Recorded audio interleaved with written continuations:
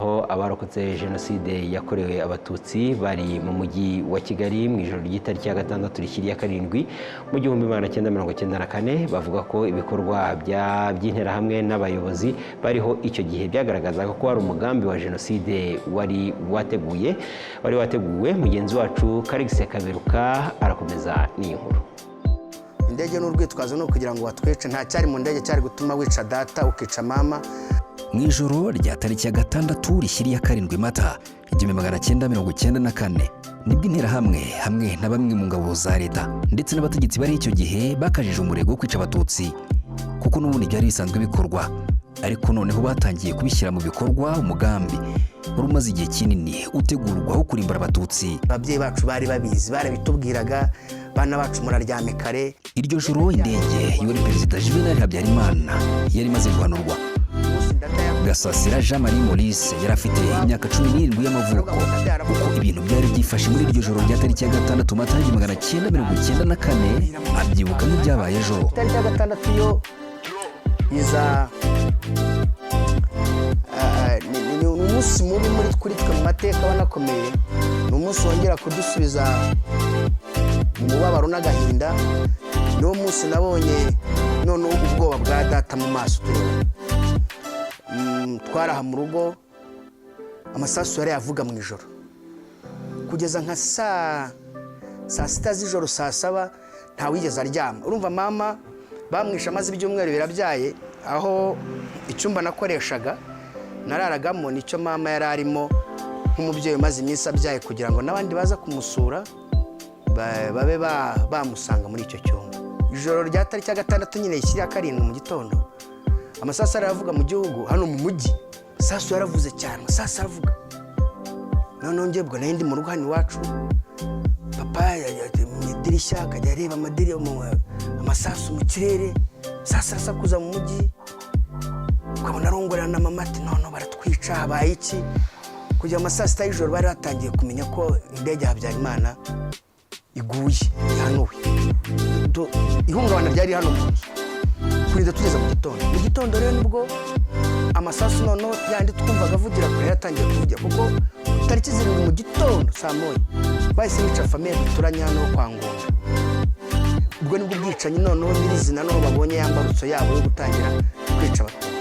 Ibi byabaye indege ikimara guhanurwa byari byo gushyira mu bikorwa ibyari bimaze igihe kirekire bitegurwa. Ninjye wari mu Rwanda wabashije kurokoka. Rutayisire Masengo Gilbert asobanura ko mu bice bitandukanye by'umujyi wa Kigali hari hashize igihe hicwa abatutsi kandi bikanakorerwa mu maso y'abayobozi birengagizaga nkana amajwi y'abicwaga batabaza. Mitira ko nibuka akantu RTL yano kuvuga kantana no kuvuga ngo hagati nyuma kuri Pasika tariki ya 3 n'iya 4 hari akantu kagiye kuba. No kuvuga ngo niba ako kantu karavugwa kuri radio, Kantano yarize journalisme azi ibintu bishobora kumugarukaho kuko umuntu wize itangazamakuru akavuga ibintu nk'ibyo akamena amabanga. Urumva hari izindi ngufu yari afite. Rosette mu gitondo bantu bo mu mashyaka twafatanyaga kurwanya MRND na CDR, basore twabaga turi kumwe, igihande kimwe cyabyutse cyatwitakanye. Ngewe ubwanjye hari uwo nagiye kureba wari active cyane, mbese wari umeze nka chef wacu nyine, wewe yararwanaga ukishima. Iyo twabaga turimo kurwana n'interahamwe yararwanaga ukishima, ariko namugezeho nyine mbimubwiye arambwira ati vuga uvuye hati mwisha umubyeyi. Namaza wowe niwe kiza, wowe niwe urimo kuvuga ngo twisha umubyeyi n'ukuntu twajyaga twirwa turirimba kinani nava impundu zizavuga. Mbona baratwihindutse. Guhera saa 9 z'amanywa za tariki ya 6 Mata 1994 kandi isoko ryari ryaremeye ku Murindi bitaga igiterane. Abasirikare bo mu mutwe w'abaparakomando babaga ku Murindi bariremuje igitaraganya maze babuza abaturage gutambuka bakoresheje barriere. Zahise zinashyirwaho mu bice bitandukanye by'umujyi wa Kigali. Histoire de génocide et Tutsi. Umufaransa Louis Laura, umunyeshuri muri kaminuza y'ubumenyi rusange ya Paris, arimo gukora ubushakashatsi kuri jenoside yakorewe abatutsi mu Rwanda mu rwego rw'amasomo yabigira impamyabumenyi y'ikirenga PhD. Asobanura ko iyicwa rya bamwe mu baminisitiri ndetse n'abanyapolitike batavugaga rumwe n'ubutegetsi bwa Habyarimana muri iryo joro ry'ihanuka ry'indege bigaragaza umugambi wari warateguwe.